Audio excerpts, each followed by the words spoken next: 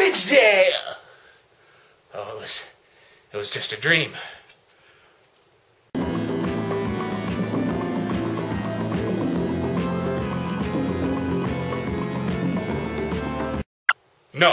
No way, I'm not reviewing that movie. But it's Christmas Day! Christmas! Christmas, Christmas, Christmas! Christmas.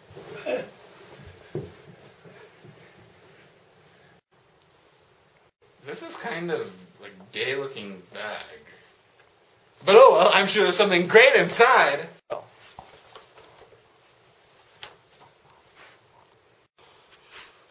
What the hell, Santa? I wanted coal! Coal! Not these crappy movies again! Why is it every year you do this thing? Ah! Well, everyone, Christmas is here. It's been hailed as the most wonderful time of the year. But you see, with all that happy stuff, we at MartialHorror's Portal of Hell do not believe in happiness. We only believe in pain. And what is the best way to ruin your holiday cheer? Christmas horror films. Christmas horror movies all suck. Well, except for Black Christmas. That one was really good.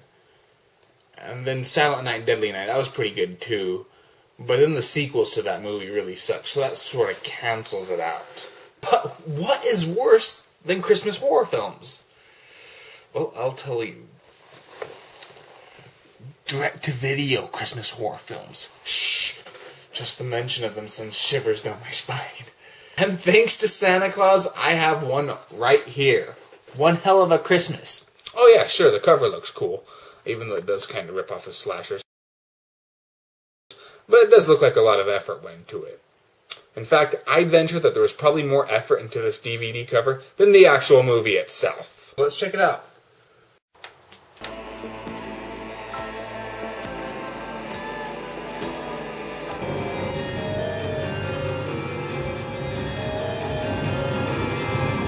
So we begin with lookalikes of bigger stars, I guess. Since I won't remember their names, I'll call them direct-to-video Cheech Marin and direct-to-video Ricky Gervais. Or is it Gervais? Or is it Gervais?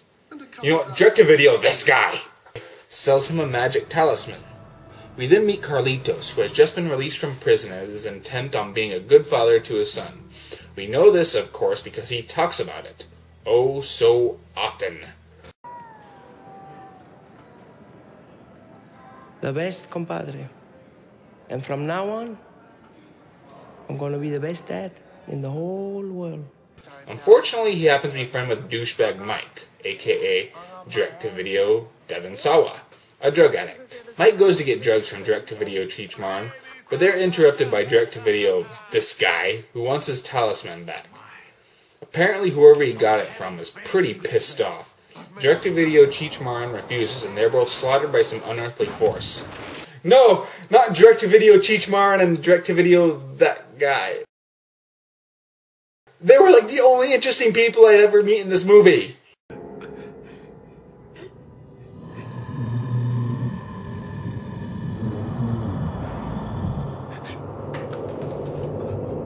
Wait, so let me get this straight. You mean he overheard about what this bad guy is going to be doing about getting his talisman back, and then he witnesses him kill a bunch of people, including an armed man who had superhuman strength, and yet he still takes it? Yeah, I guess I'd probably do the same thing too. Warning, MartialHorror is an idiot, and anything he does is probably wrong. You have been advised. So he takes this drug to Carlitos, offering a deal that they would sell it and be rich. But Carlitos is our sympathetic hero, who just wants to be a good father, so he has a strong resolve not to touch it.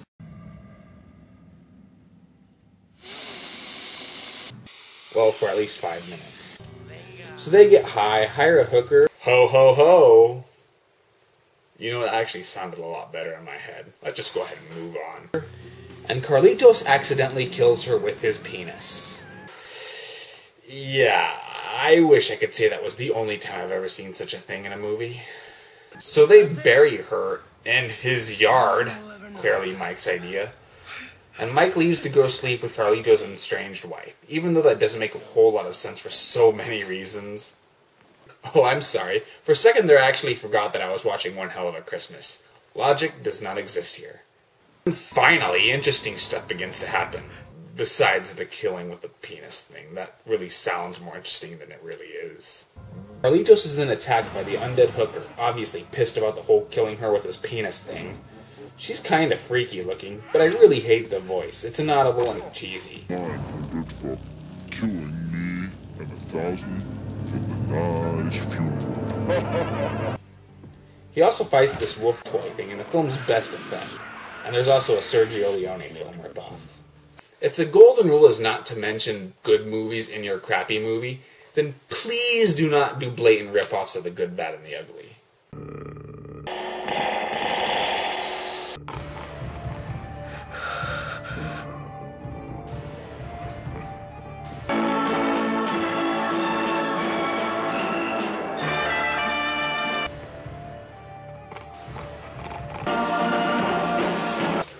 I guess that makes this the good, with the whole exception of killing with the penis thing, the bad, and the retarded. I actually have to admit that this whole sequence is pretty fun, filled with energy, some atmosphere, and even some tension. It sort of goes into Evil Dead 2 territory with the camp value, which almost feels like it belongs in a different movie. A better movie. But who is this mysterious villain? Who the hell are you?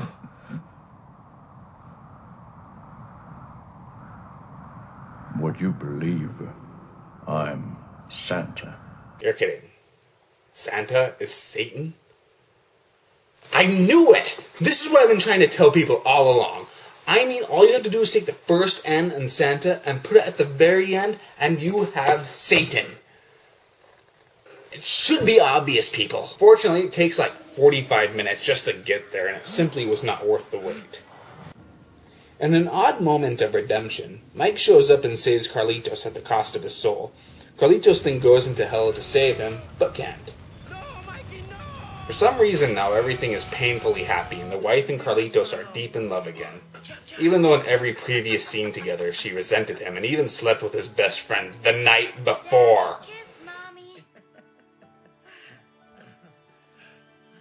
Of course, how else to end such cliched cinematic diabetes than by having an ambiguous cliffhanger ending? Okay, I think the whole theme here is that if you're naughty, Santa Satan is going to drag you to hell, and if you're nice, he'll spare you. But that doesn't particularly make a whole lot of sense. I mean, sure, Mike had a few problems, he did drugs, he stole, and he slept with his best friend's wife, all bad stuff, but Carlitos killed somebody with his penis! That's not good. Even God would have difficulty forgiving that. God, is it true that you forgive all sins? Of course, my son, if you repent. Even murder? Even murder. I did accidentally kill somebody with my penis. So, will you forgive me? I'll think about it. In the end, I have to admit that there was some effort in making these characters three-dimensional. Unfortunately, it doesn't work. In fact, I'd say it even is worse for it. It becomes boring, and the character's development is just from point A to point B, nothing. I mean, you'll have Mike's looking all smug and stuff while he's sleeping with his friend's wife, and then suddenly he's all concerned for his friend's well-being. It's just so random that it doesn't make sense. But I have to remember this is Mike we're talking about. This is Mike in a direct-to-video movie. No, wait. This is Mike in a direct-to-video one hell of a Christmas movie. One hell of a Christmas indeed. You know what? Screw you, Santa. I'm sick of you sending me all these bad movies. And you know what? This time I'm going to get revenge. You see, I've laced your milk with poison and put glass shards in your cookies. And then when your fat ass is rolling around on the ground in pain, only then shall I introduce you to Mr. Boxcutter. And it will be such a wonderful friendship indeed. My name is MartialHorror, and my motto is if you're going to have cinematic diarrhea, then at least have the decency to wipe. I'd say Merry Christmas at this point, but right now I feel more like saying Bah Humbug. And to the Hanukkah, I say Heil Hitler. And to Kwanzaa, I say have a happy one.